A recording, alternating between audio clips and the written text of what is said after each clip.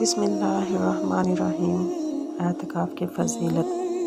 फरमान मुस्तफ़ा सल्लल्लाहु अलैहि वसल्लम, जो शख्स अल्लाह ताला की रज़ा के लिए एक दिन एतकाफ़ करता है, अल्लाह तबारक व तआला उसके और जहन्नम के दरमियान 3 खंदकों का फ़ासला कर देता है। हर खंदक मशरिक़ से मगरिब के दरमियानी फ़ासले से ज़्यादा लंबी है। वीडियो सवाब की नीयत से देखें और शेयर करें और ऐसे मज़ीद वीडियोज़ के लिए मेरे चैनल को सब्सक्राइब करें। शुक्रिया।